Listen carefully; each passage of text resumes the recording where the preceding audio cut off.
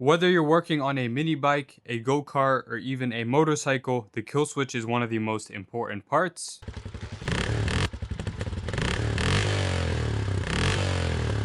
In front of me are 4 different types of kill switches commonly found on mini bikes, go-karts, and off-road vehicles. In this video, I'll explain how all of these work, as well as show you how to upgrade to a kill switch lock. These are your typical mini bike kill switches. The top ones are found on the handlebar, while the bottom round ones are found built into the engine. This kill switch over here came off of a 50cc bicycle engine, and this one over here came off of an ATV/quad. All 4 of these kill switch locks work the exact same way. The only difference is the button style. This one, and this one are all fixed on or off. The one in the back is a momentary switch. Fixed meaning that these buttons can either be on or off, one or the other. Same thing with this one, on or off.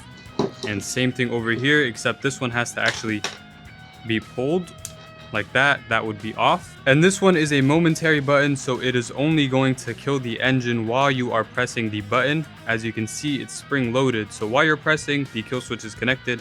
You let go, it's not. So we know that all 4 kill switches work the exact same way, and we know that there are 2 different types, a fixed on or off, or the momentary push style.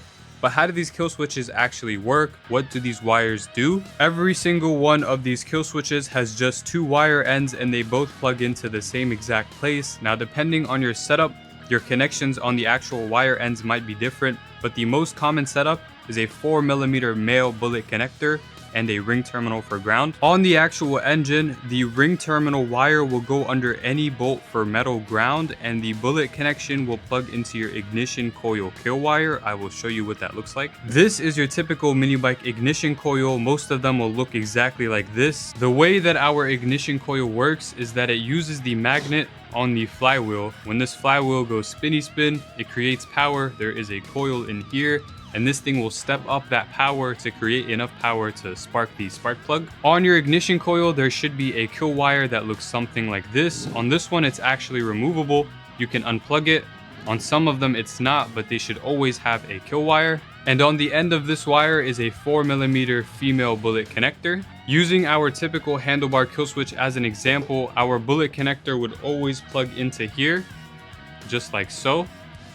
And all we're left with is our ring terminal. Now, what does putting this wire under a bolt for ground actually do? What that does is it provides the kill switch with a frame ground. When you press the off button to kill the engine, what it's doing is connecting the ground from this wire to the ignition coil kill wire. Since the only job of the ignition coil is to generate a positive power output from the flywheel, when you give it ground from the kill switch, which is attached to the frame, so you're giving this frame ground.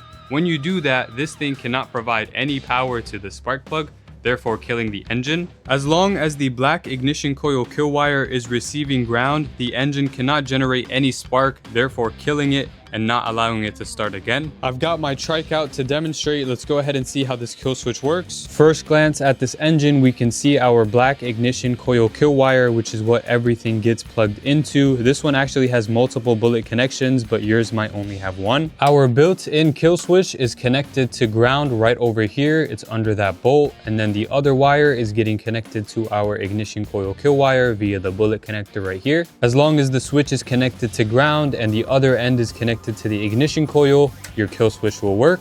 On the trike, we have the onboard kill switch as well as my kill switch lock. On this bike, we don't have an onboard kill switch, just my kill switch lock. That's what we'll be checking out now. Over here is my standard kill switch lock, which has been available at Q-Man's Garage for quite some time. Over here is a new bracket that I'm working on. These are available, I just haven't worked out all the details. For the sake of the video, I'll be using the handlebar kill switch lock mount to explain how these work, but the steel brackets are also available. What is the Q-Man's Garage kill switch lock? How does it work? And what is the point of it? Let's go over it. The kill switch lock kit is a kit that I make and sell at qmansgarage.com. It's essentially a kill switch and a lock combo. It comes with the same exact ends that you would find on a mini bike kill switch, so this is universal across most mini bikes. This mounts to your handlebar like a normal kill switch, and if the key is out like this, the engine cannot be started. The only way to start the engine is to use the included keys, which are cut uniquely so no one can have the same key as you.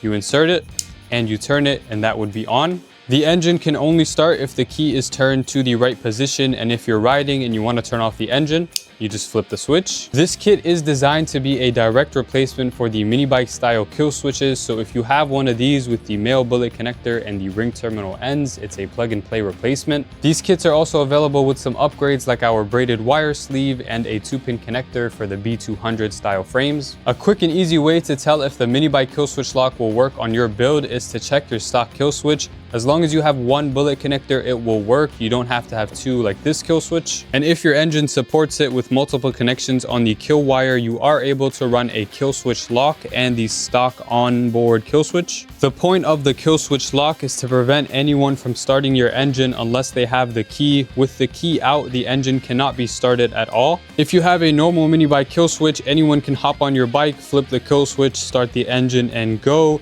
With the kill switch lock, you need the key. That should cover everything in regards to the kill switches. These are pretty straightforward. If you're interested in one of these mini bike kill switch lock kits, they are available at qmansgarage.com, as well as some other cool mini bike products that I highly recommend you guys check out. That's it for this video. I appreciate you guys sticking around until the end. Leave a comment if you have any questions. Make sure to hit that subscribe button.